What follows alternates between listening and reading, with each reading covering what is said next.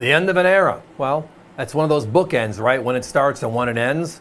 But the finality of it all is significant. And for the U.S., 90% silver's finality was 1964 for circulation. And it just disappeared.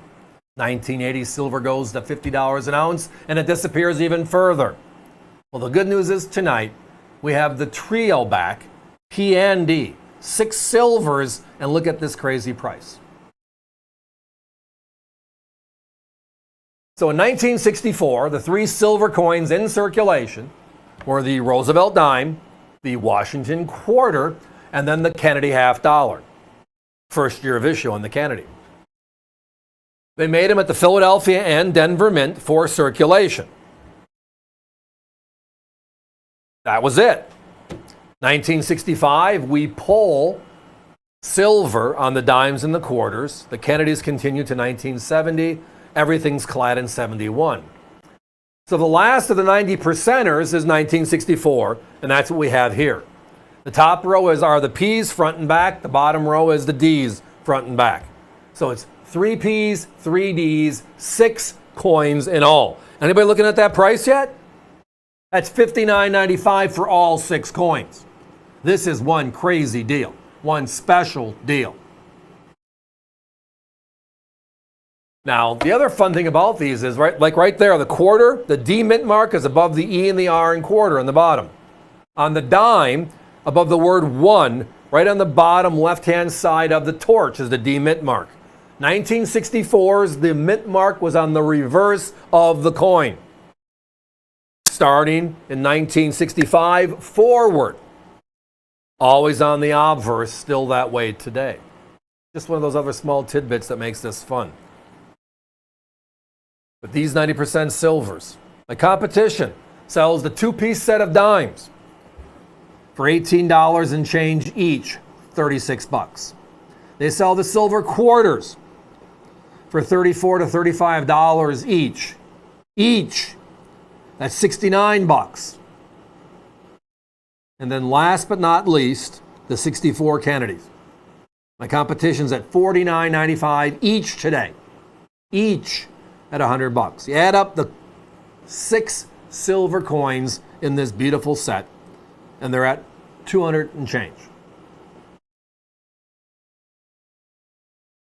Heck, 2 of them. The quarters and the half dollars, you can buy 2 coins for them and get all 6 from us for less money on 2 of them. Individually, the quarters at 69 and the half dollars at just under 100.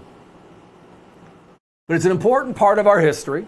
And as I referenced, the big difference maker on availability today is 1980. Right? Silver goes to $50 an ounce.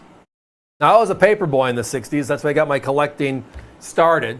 My grandfather bought me the books. We would put them all together after I'd do my rounds of getting the monies in for the papers that I delivered every day.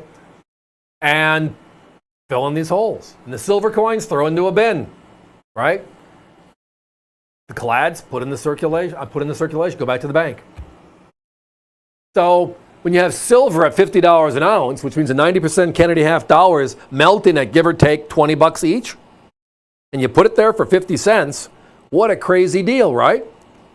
So I don't care what it was, circulated coins, uncirculated coins, proof sets that had the dime, quarter, and half dollar in the sets were all breaking for significantly more than their face value. As a result, then, coins disappear. Flatware, silverware, remember? I mean, all that stuff was going crazy less than a half a century ago. And it makes sense. So the end of an era, this is the last of the coins. This is the last year 90% silver circulated,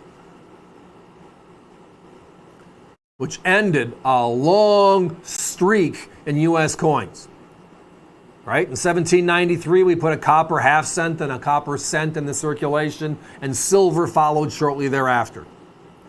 It was silver, silver, silver, gold, gold, gold, right? 1934, we pull gold from our process in circulation. 1935, we pull silver dollars. And in 1964, we make the last of the 90% silvers ever. 1965, the whole market changes. Now our coins are just coins.